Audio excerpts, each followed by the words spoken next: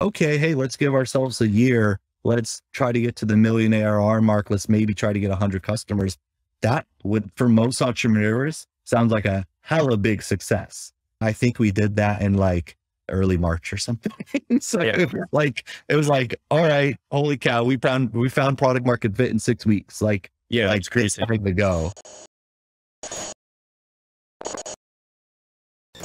Hey, what's up, everyone? Welcome to Dev Interrupted. I'm your host, Dan Lyons, and today I'm joined by Daniel Marashlian, co-founder and CTO of Drata.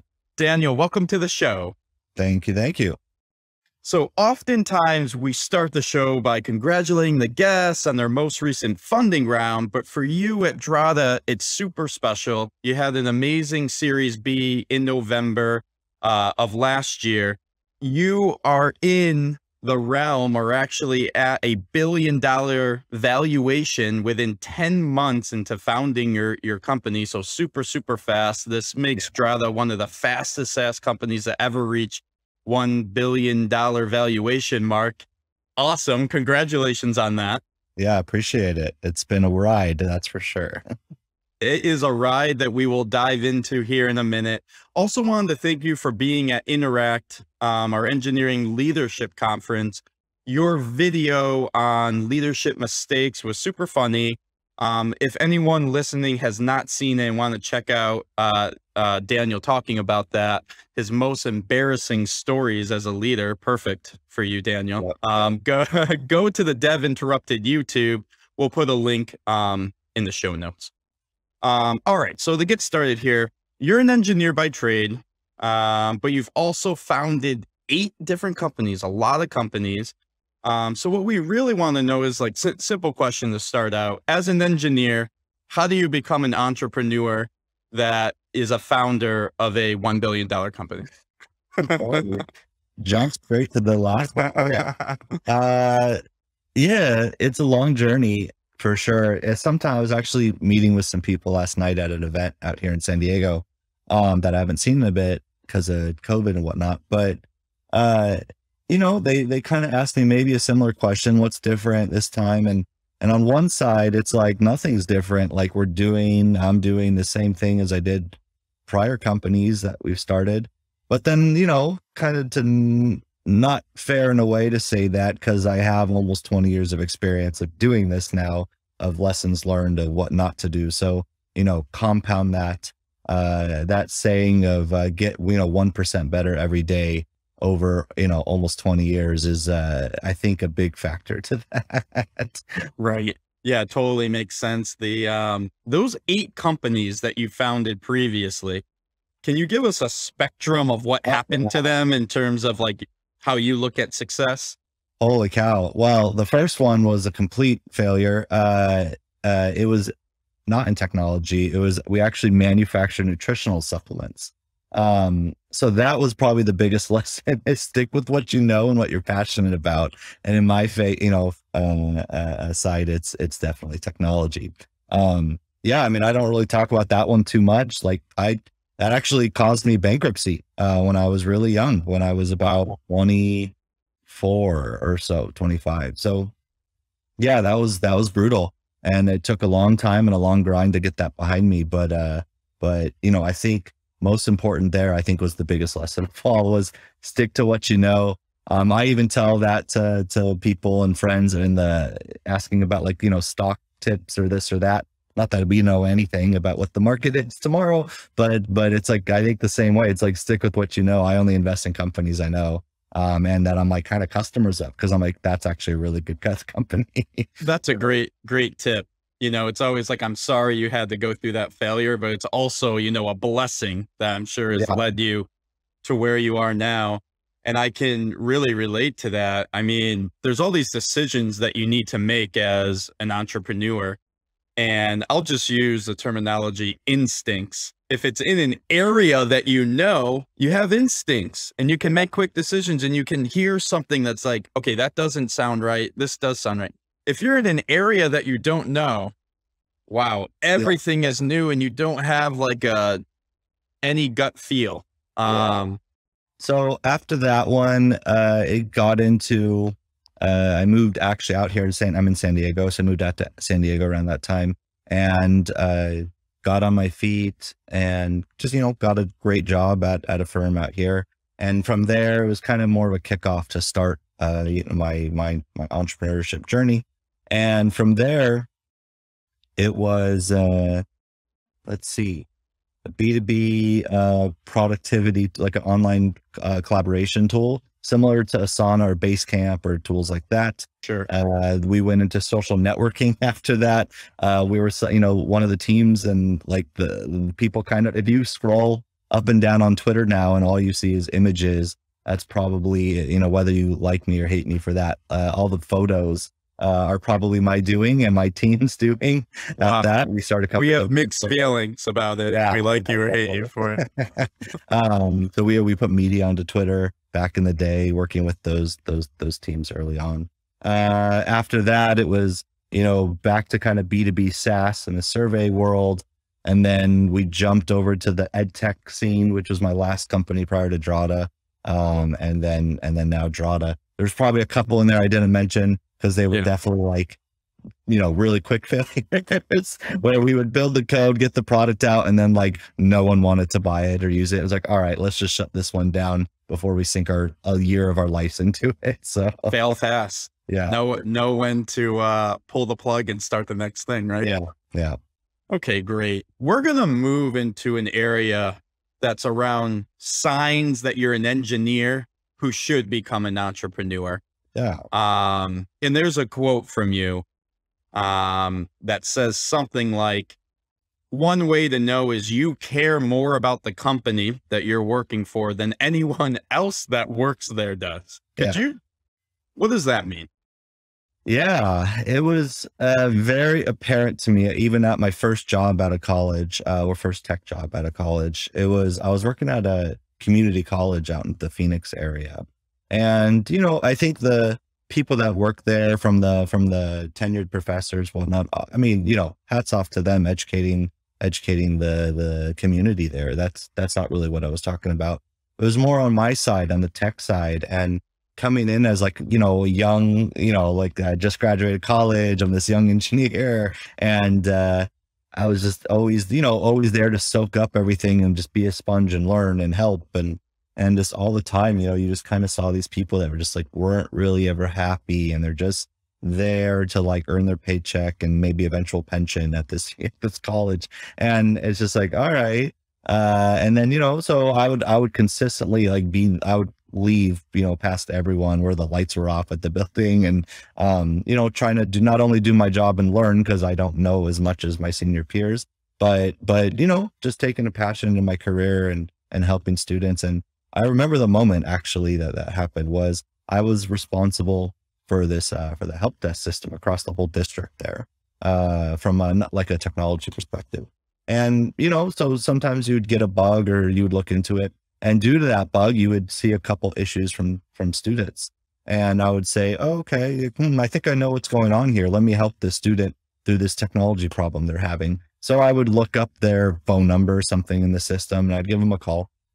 And this is Daniel from whatever. And then I would help them. No big deal. That was great. They were happy.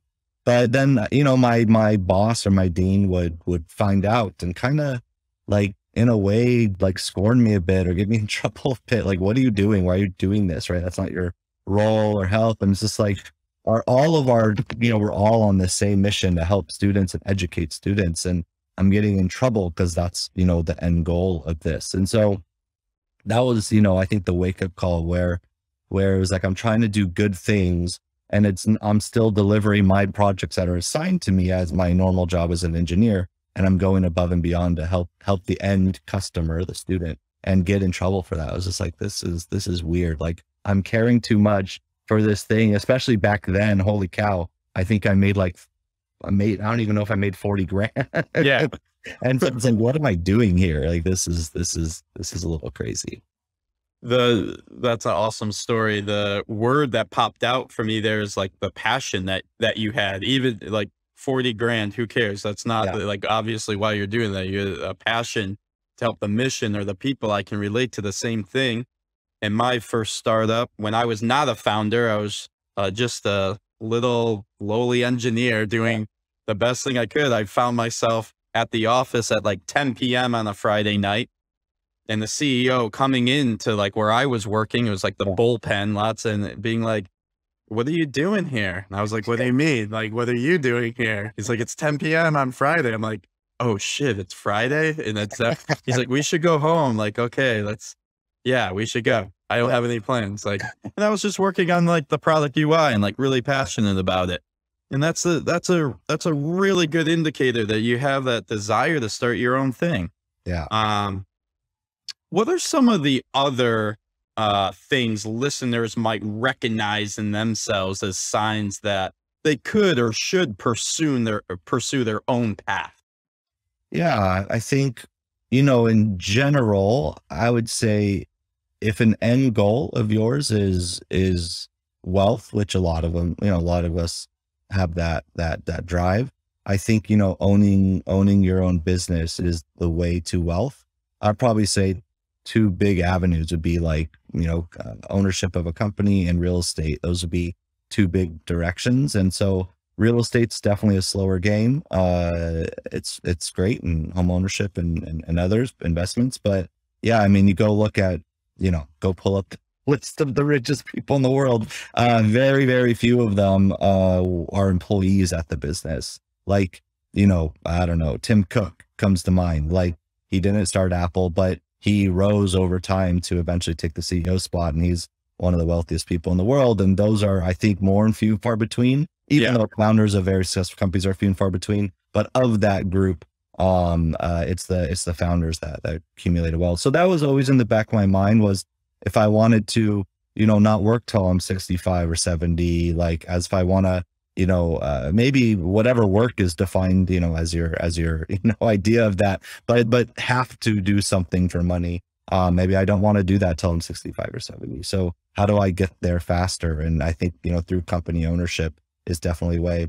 So that was one for me. Another one was, just, I think more, I mean, I don't know, maybe it's a good or bad thing, but I'm a little control freak too. Very type A, and this is, how it should be done. And obviously learn that better and better over time. But you also have a good sense from even day one of how something should be and the vision of that. And, to have control and have the starting the engine of this company, and setting the tone and the culture, it was always, just a thing that came natural to me. Yeah.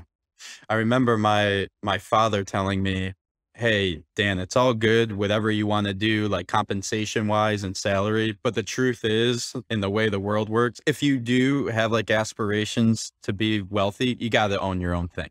Yeah. Of course, you could be like a star athlete and maybe be a $1 billion athlete, even though they kind of own their own brand at that point. But like, if if you do care about that, like, you got to get significant equity into your own company. Yeah. Definitely. And I would just, add one other thing. It speaks, I think, a little bit to the type A personality. I don't think you always have to have a type A personality, but what I found is if you're working and you're able to rally people around you, you have an idea, or you said, okay, it should be done this way, I can get people to follow, or I have an idea and I can rally people in a direction. I think that's a really good sign that you can do it. You'd be an entrepreneur, because a lot of it is, hey, we're all going, come with me. This is where we're going. Who's coming? Definitely. And trying to help. I mean, that is literally my favorite part of being an entrepreneur over the years is, the companies that we've built and the people and the customers or people that it's impacted and helped over the years is great. But the employees that we brought along the way and made their lives better, we're able to have them have an enjoyable experience in the work experience, gain wealth along the way. If we were to sell or IPO a company and, employ all these people and impact their lives and their families. That's always my favorite part. Yeah, absolutely. Can't beat that. I can just think of like, when I was an engineer saying like, hey, this is the way it should be designed, or this is my idea for the product. You're rallying, you're even influencing the product, or this is how we should work. So, all really good signs there. What about knowing your skill set and what you can bring to the table? So you started 8 companies, as we said, as a, I think all of them, you're on like the CTO side, right? Engineering side, Yeah, most of yeah, them. definitely. Yeah. Um, so you have that, it's a great foundation to have. And you said something like you can start a company, with experience. You don't need an idea. What does Yeah, that I mean? mean, great Experience. ideas are are great, but I think an idea is cheap. I forget who said it, or it was some video I watched. It was probably from one of those like, leadership talk people Yeah. over the years. But it was, Simon Sinek. yeah, Someone like yeah, some yeah. pop culture. And it was a great little chart they had, and it was like it was essentially a matrix of like the value of an idea versus execution. And you could have the world's best idea. I mean, let's put Apple up there, right? Like, holy cow, they're the world's, most biggest company. And but without execution, like, it was just an idea. And so I think it was something like, the world's best idea is like worth $20.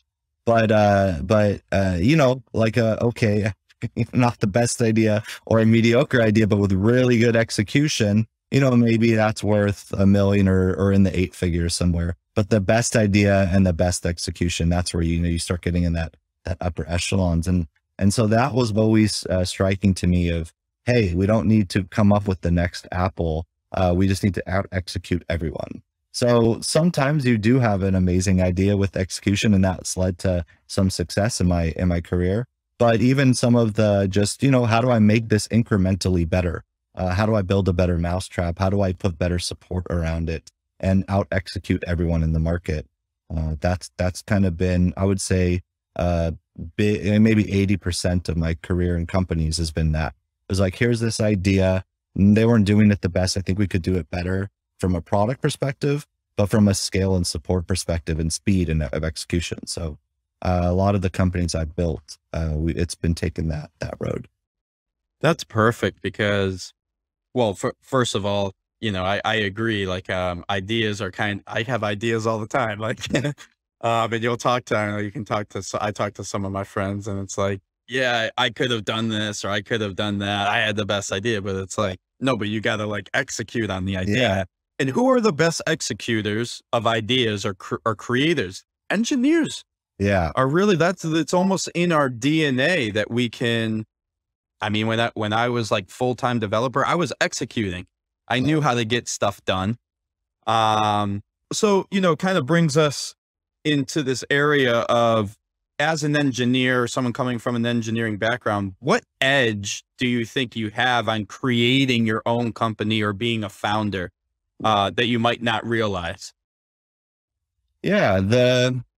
As an engineer, I mean, you have the ability to create something from nothing. And so as I've partnered with, individuals over time in my career, I've started again, a couple of those companies that I failed fast on. I was a solo founder. It was like, all right, this didn't work, or how am I going to sell this or get it to market? And, so shut those down fast. But a lot of times you partner with people that have your, yin and yang type skills. And so as you partner with them, you say, okay, like, you can take these pieces on, I could take these pieces on, and I can build this from nothing. Like, go give me a week, I'll get you a prototype. Go give me a month, I'll get you an application.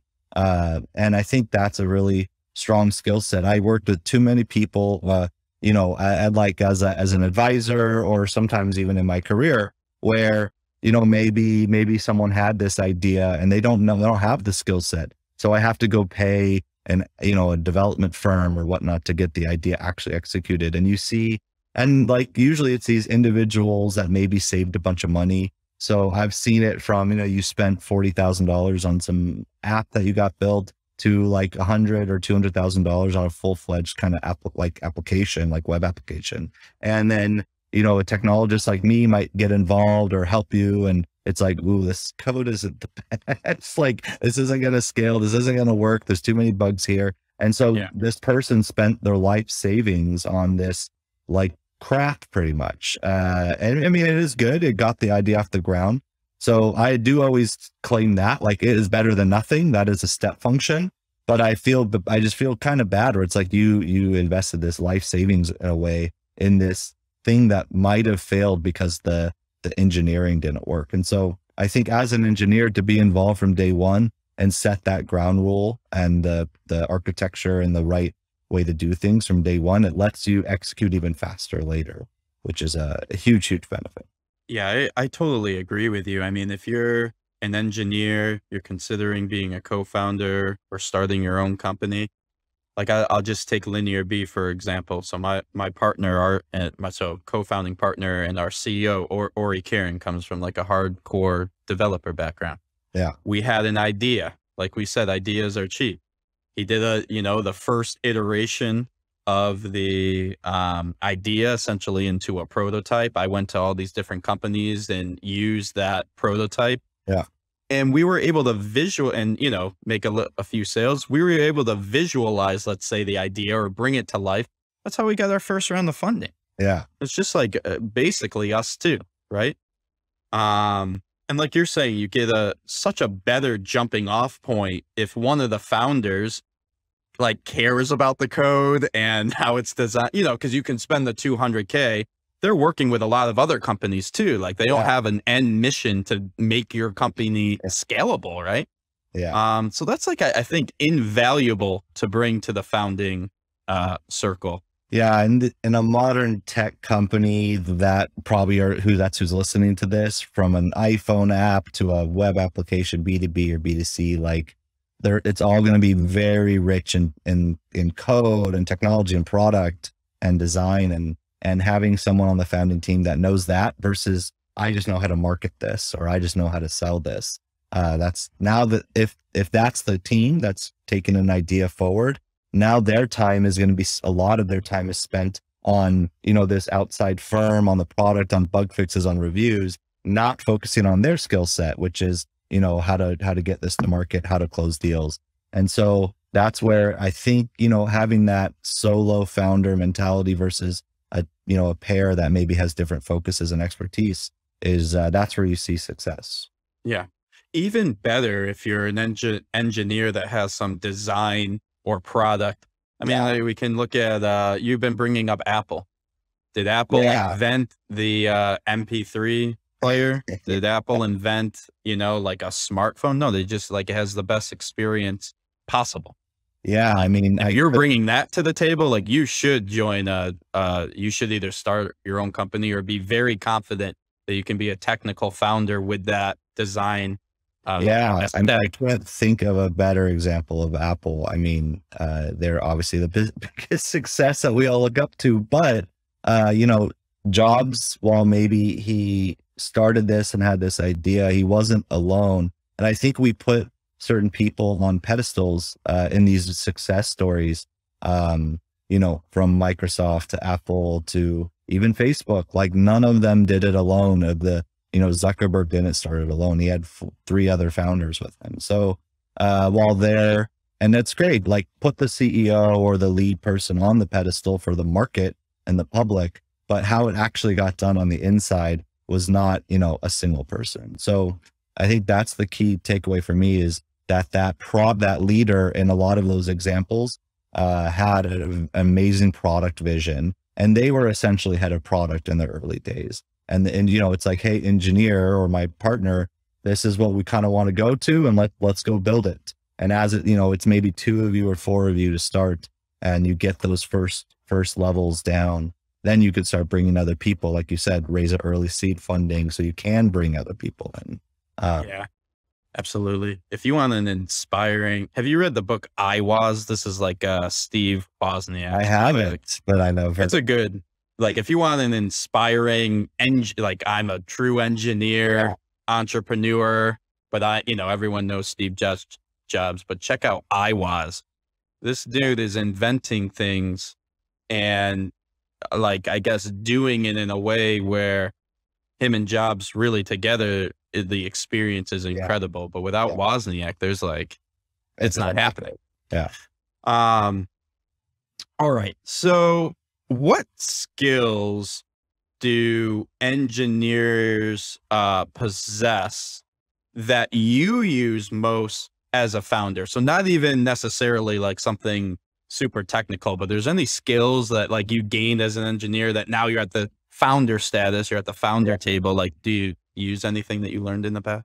Yeah, I would say the top skills that I feel like I have, I guess, would be two things. One is almost like project and program management. How do you execute at lightning pace? And as you grow, and it's more than just two people, and then it gets to, hey, now I have an engineering team of 6 or 10, and then you grow that to 30, and then you grow that to 100. There's those different levels of just project management, and continue that level of execution when it was just 2 or 3 of you. That's been probably very tough.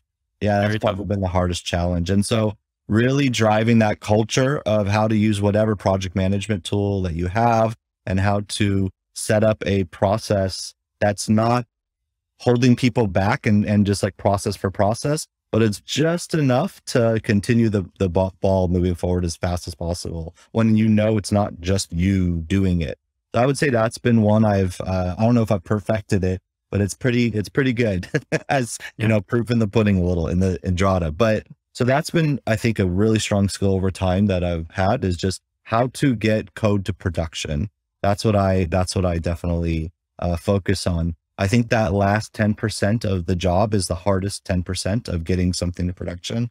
Like development is, in my opinion, 50% of any, here, let's build this feature. Great. The actual code is 50%. And the other 50% is just getting it through the process and eventually to production. And that last little 10% of it is, I think, the hardest part. And that's where engineers, all in all, no offense to all y'all, but we, as a collective whole, we kind of suck at that. Like we think, hey, I did my part. Like it'll get there. It'll magically, you know, be there. And it takes a lot to get it out and get it out with quality and speed. So I think that's something that always working on it as a community. Yeah. I mean, obviously Linear B helps get there. So a little plug there. But you know, I always look at things right to left. A lot of us use a tool like Jira or whatever, and a lot of us have like a Kanban, you know, kind of columns of your stages. And when I look at those boards, I always talk about, you know, from stand-ups to end of month, or like literally today's our last day of our quarter at Drata, where month shifted. So it's like there's these major projects we're literally trying to get out today, maybe tomorrow, but it's like, let's always look right to left. Let's always say, hey, this piece, I could spend 2 minutes of my day and get this one ticket to the next step versus start something new. I've always said, like, to the engineers, like, even though it's not realistic, but it's like, when you look at that very left column, treat that as it's worth $1 to the company. The very right column, where it's closed and it's on production based on however many steps, just put a 10x multiplier as you keep going. So sometimes, like, I forget how many steps we have, but it's like, it's worth $10 million to the business if this one ticket goes to production. And so do you want to spend 5 minutes trying to help the $10 million problem, or, you know, an hour trying to spend the dollar problem? Like, so always think right to left. Yeah. I love that mindset. I would say, one of the things that I've seen, for founders that were engineers, sometimes you're like partnering with people that are a little more on, let's say, like the sales side or like business side. Yeah. And there might be a big vision and a really cool vision. But what I find engineers, like the engineering founders, really good at is like breaking down the vision or breaking down the problem set into small iterable chunks. Yeah. And that's what I always see kind of when I'm either talking to Ori, like you know, my founding partner, or like some of our like most skilled engineers. It's like, okay, Dan, like, yeah, okay, we want to do this. Like, now let's break it down. What is it? Like, how can we make it happen? Yeah. That's invaluable. Yeah. Yeah, that's definitely an art form, I would say. Like, in the engineering process, there is hard science and like, you know, measurable items, but that estimation, the breakdown, how do we iterate on this? That is an art form that you have to, in the sine wave of everything, kind of eventually you figure out a even bar in there, and you can estimate pretty accurately, and you can really then based on velocity of your team. And we're really good at estimates. We're really good at breaking things down as a team overall. You really can get to like March 17th, we're going to have this done. Right. And then predictability. That just helps the front of the go-to-market team, like preparing the support, preparing the marketing, preparing the sales team. And, you know, without that really estimate guess versus like, it'll be done when it's done. Like then your front of house team can't move as fast. Yeah. It's momentum. Like if you have predictability, I don't want to veer too far off, but yeah, predictability matters because it gets like momentum for the entire business. Okay. It sucks when there's not predictability. Everyone like loses morale and that. I just call it momentum to go to market, basically. I love that. Yeah. I would say one more skill is, and this is maybe just me, I definitely, you know, have skills up and down the stack from the servers to JavaScript, but I think that like database foundation and code pattern architecture, like, you know, that's where I've definitely been able to jump into a project. I might not be involved in the code and the code reviews, but at the end when it's all kind of ready and maybe I just want to do a one last pass and review with someone. So sometimes that happens at the end based on just, I don't know how crazy my day is. And sometimes it's before we even write one line of code and looking at the proposed architecture. It's I think being able to jump in, not like understand the product and the project at a really high level, just see what a proposed architecture is and say, you know, fix 1, 2, 3. And so I think having that skill set and just be able to jump in, give really quick moments of advice, that's helped us save a lot of time moving forward.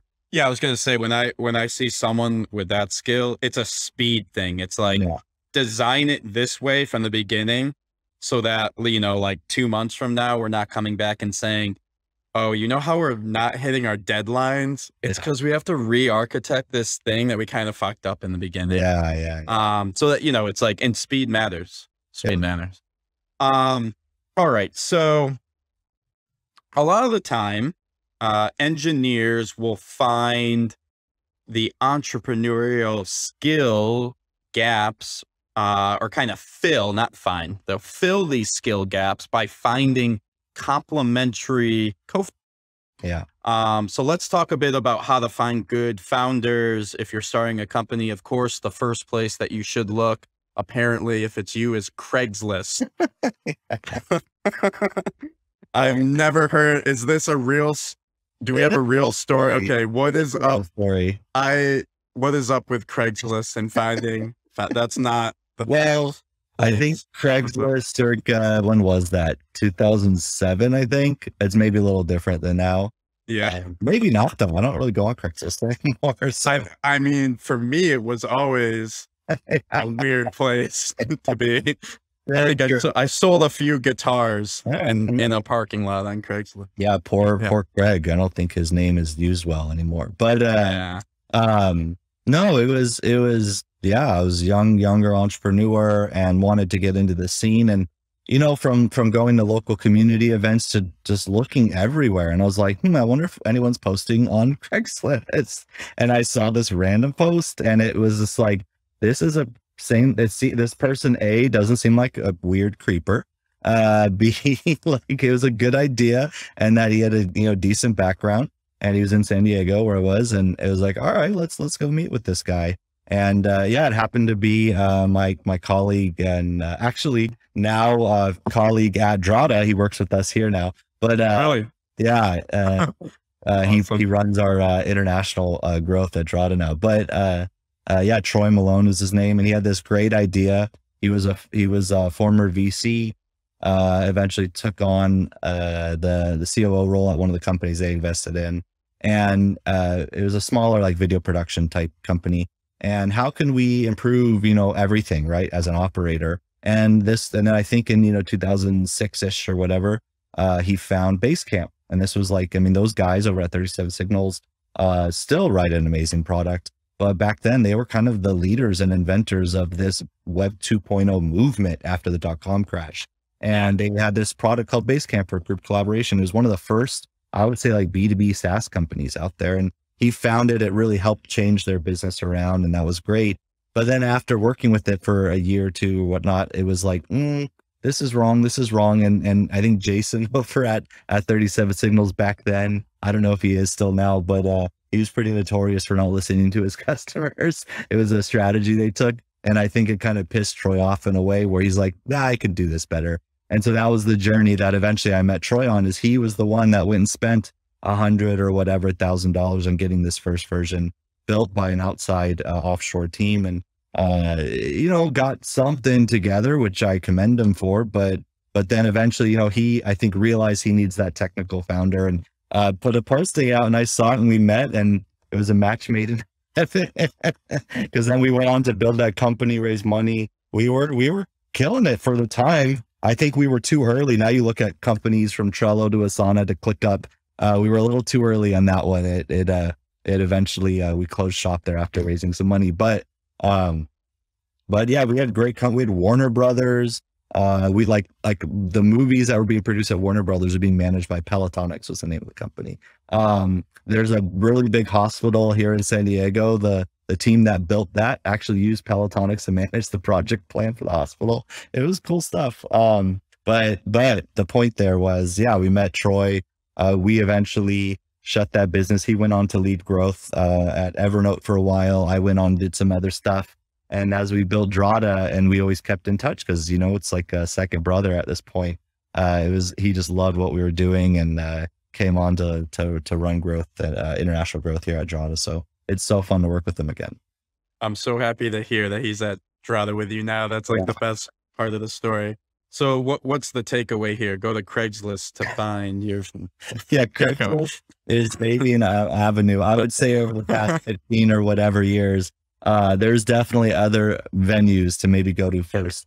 There are, I forget, some of the co-founders lab. I forget. There's some cool sites out there that are just like, this is my skill, and this is an idea, and I'm looking for this skill. And it's like this, like, dating for founders. There's some apps out there. There's a bunch of them now, and there's meetups, and if you're in any, decent city, you'll find like there's meet and greet type stuff. I'm just, networking. Like, I always heard that when I was young, and like maybe a little bit more introverted. I was younger. I've definitely become a lot more extroverted in my adulthood, but it's like your aunts or whoever, maybe that were in, some corporate job. They're like, you got to network.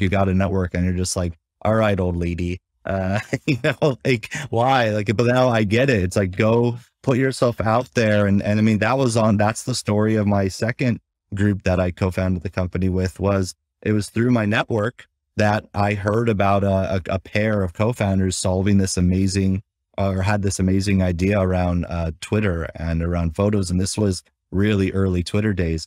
And as we worked with them, and eventually built up Tweet Photo, and then eventually changed the name to Plixie. But that was the same story there. It was through network, LinkedIn and Twitter and the San Diego community, and I'm getting intros there. So I think it's always just, you never know, and just be overly nice to people, and keep those relationships up. And it's always a give and take. Like, it's like, hey, I'm here for advice on my technical side, and vice versa. And you could always ask people for advice, or, hey, do you know anyone? I'm looking for my next job, versus just doing an off the street kind of, interview. I think those mutual intros of trust in that community is where it is. So that's kind of the story of my second company. That's how I got introed there, was through Twitter.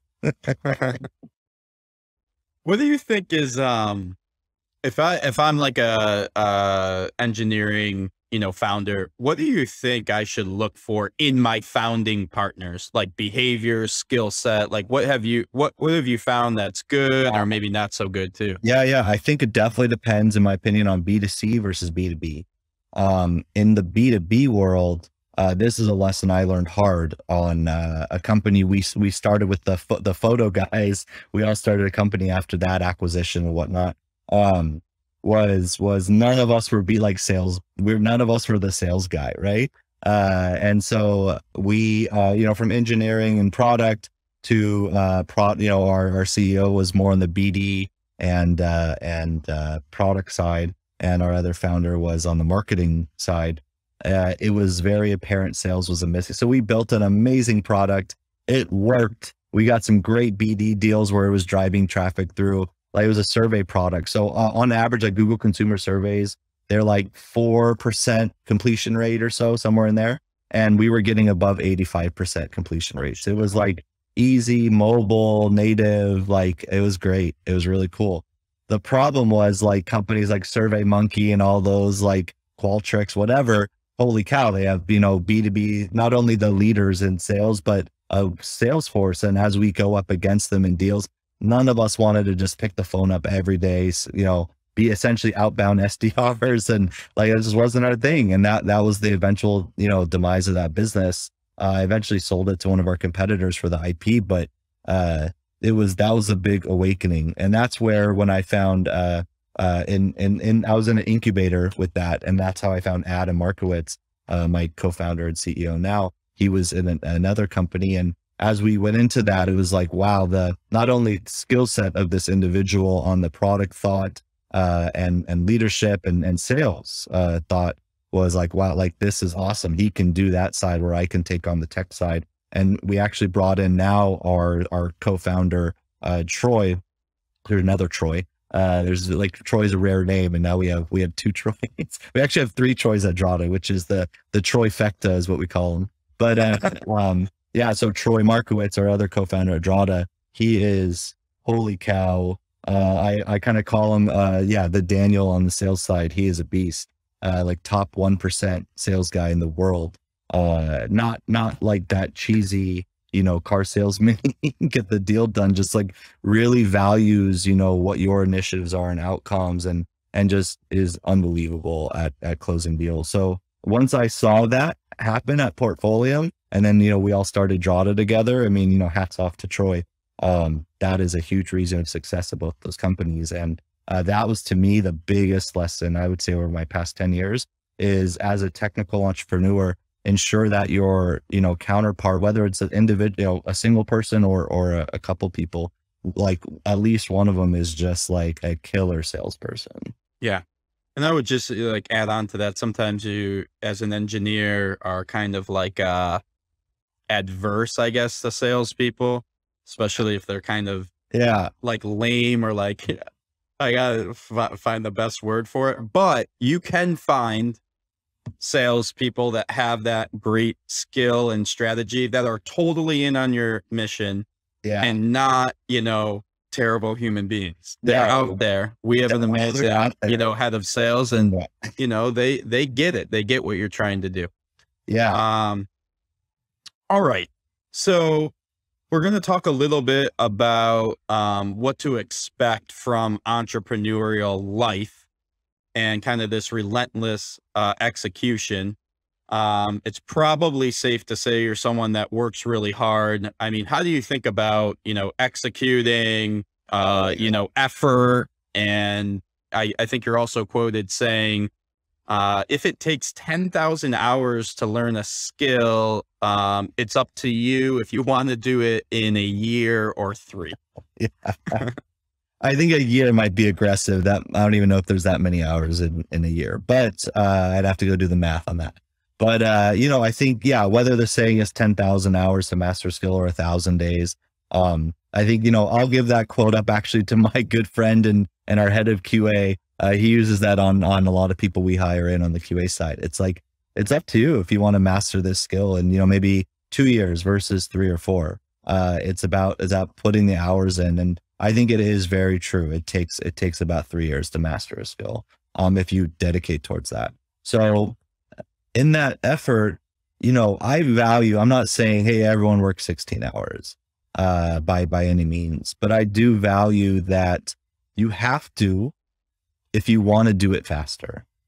So in that way, if you want to go on this journey, it's a long, isolated, relentless journey where your friends are going out, you can't go out. Or if you do go out, you're coming back, maybe you only have 1 drink, not 5, and you're coming back and picking it up till 4 a.m. And it's just nonstop. And I've been doing that now for, 15 plus years, on that thread. And I mean, again, hey, it's paid off, but at the same time, there was moments in my personal life, from family to dating to whatnot, where it didn't work out. And luckily my wife, when I, first met her, she kind of knew the crazy entrepreneur I was. And I always made time for that, which then really just ate into my sleeping time.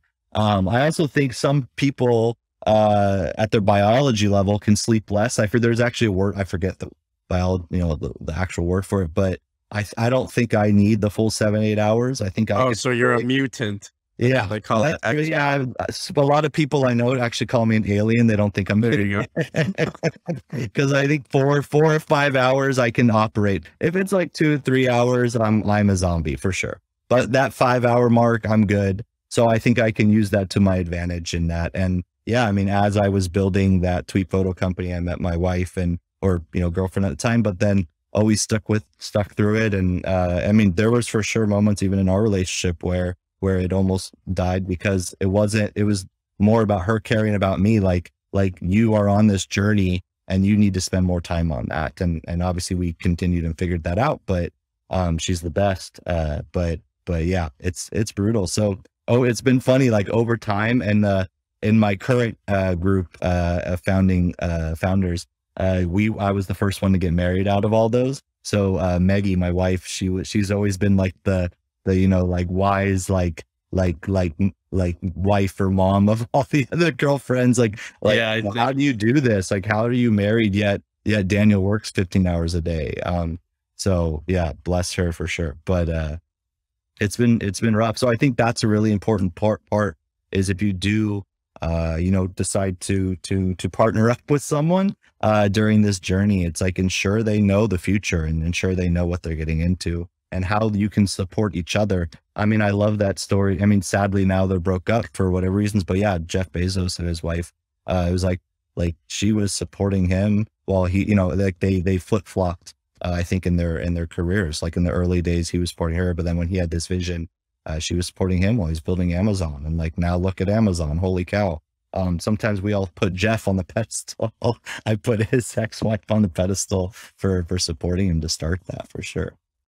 The one tip that I have, and okay, I'll say what I did wrong. I used to live by what the notorious Biggie Small said, which was keep your work and your family completely separated. And that's true if what you're doing for work is a risk to your family's health.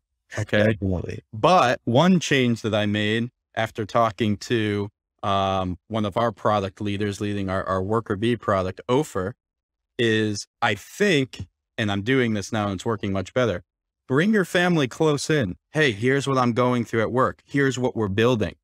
Here's the challenges that I'm facing. Here's who I'm interviewing. Here's who I just hired. Here's what I'm worried about.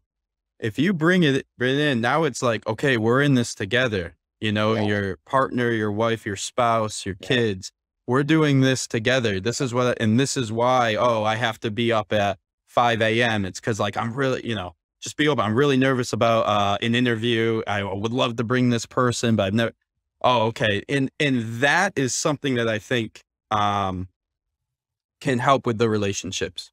Yeah, definitely. I think, it's best said where it's like, do I want to work 16 hours a day? I mean, sometimes what I do, it's fun. I mean, I do enjoy developing.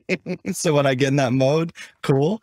But it's like, do I want to work 16 hours? Do I want to wake up at 7 or take a call at 2 a.m. with someone in Israel? Like, no, I don't. Like, I'd rather maybe go watch the Suns game or so, I don't know, whatever. But I have to do this because this is what we're on and this is the end goal. So I think if everyone, like you said, if the family knows that you would rather spend time with them, but for now you have to do this, it's as long as everyone's on that same mission page. Yeah. They're in it with you. Yeah. Last topic, and we'll wrap it up here, is around, I guess, resiliency. What are the most common issues that you faced as an entrepreneur? How do you, what are the bumps to expect along the road, and how do you stay resilient to these? Yeah, bumps? I think a really good lesson is have really strong foundational finance in the plan of the business. So you can forecast the future from headcount to projected sales and whatnot. So that just, that statement just goes down and down and down from the engineers understanding what they can deliver when, to how the sales can do that in the sales pipeline of, deal inspection and estimates of closing, all the way up to that financial plan and moving forward. So when you realize these, future scenarios and you're like, we're not going to make it. We have 20 employees. Like, we need to maybe let go of 5 or do XYZ. So always having 2 to 3 backup plans. Like, that's usually always the last backup plan is letting people go. But it's a reality sometimes. I remember one time in Portfolio, we had about 35-ish employees. And there was a moment in the company where we're like, we might need to let go of like 60% of the staff. Like, this is nuts. But luckily we figured it out and we didn't need to do that. But that was, I think without really having that foresight of sales and that at that moment in time, and I think we might've made the wrong decision. So I'm glad we had that. That's one of them. I would say culture is probably like the number one thing. That's what Adam and myself have always focused on the past 2 companies is like, culture isn't, I mean, it maybe starts top down because it started with 2 or 3 people, but as you interview in the interview process, you interview people for these cultural values that your business holds. And then that starts to, snowball down to other individuals, day in, day out activities.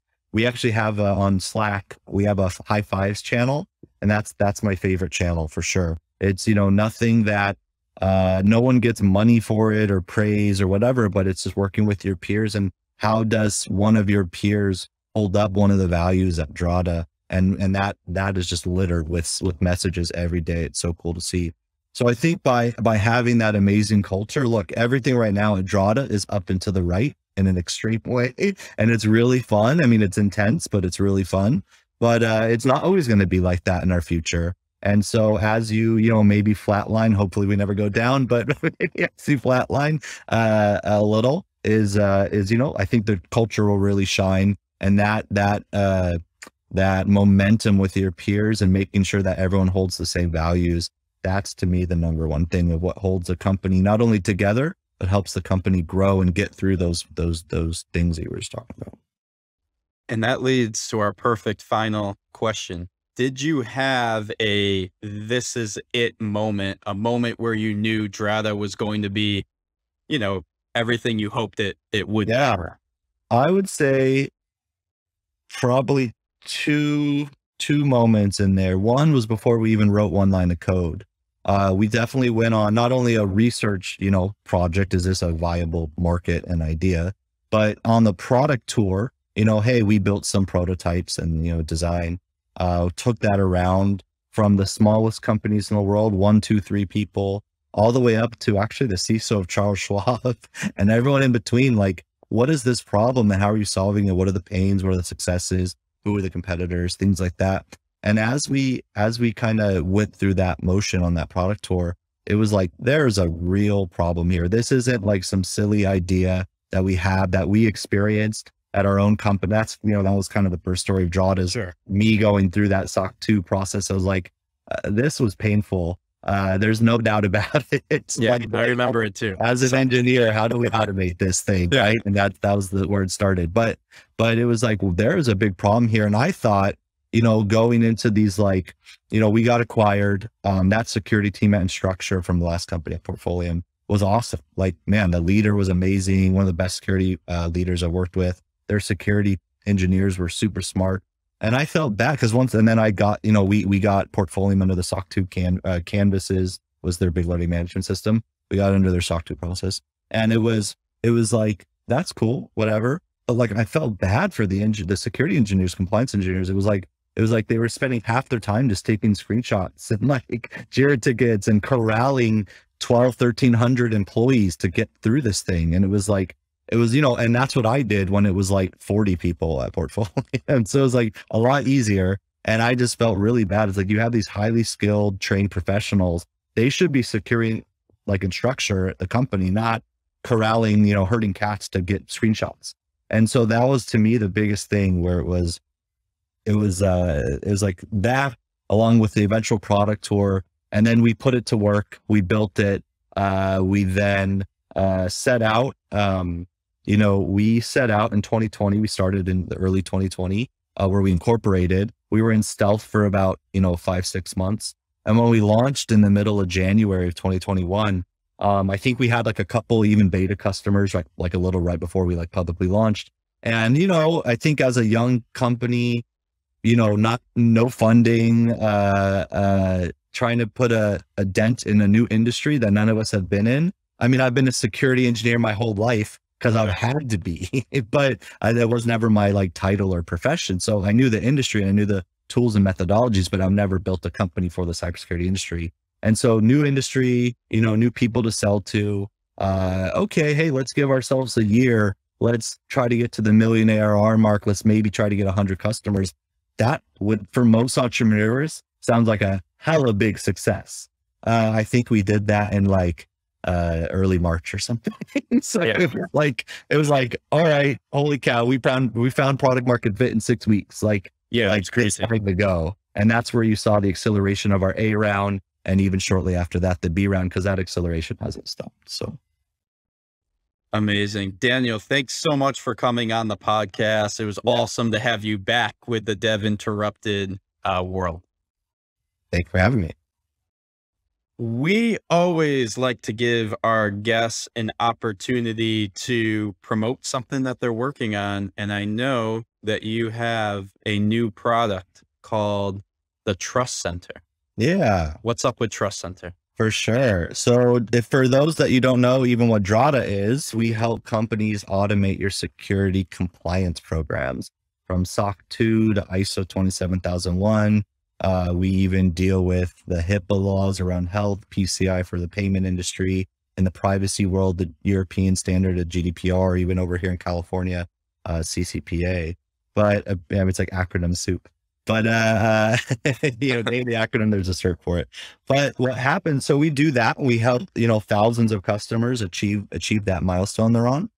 And it's a lot of times it's very internal. It's very, the compliance team's managing it. They use the tool to then collaborate with the auditors and make that process very easy and painful, or painless, sorry, painless. But what the Trust Center is a forward-facing public page, very similar to, say, your uptime status page that you see on so many sites. It's like, what's the status of this company, right? A lot of companies, you're not going to like post your public Datadog dashboards of what to the market. It kind of, maybe summarizes in status page. So very similar to a status page, it's your security page, it's your Trust Center, it's your trust page. So it's a C-named page on your domain that really represents the current real-time status of your posture, of your security posture, and the monitoring of the, your business controls, as well as a really easy way for your prospects to request those certificates or reports to your SOC 2 report,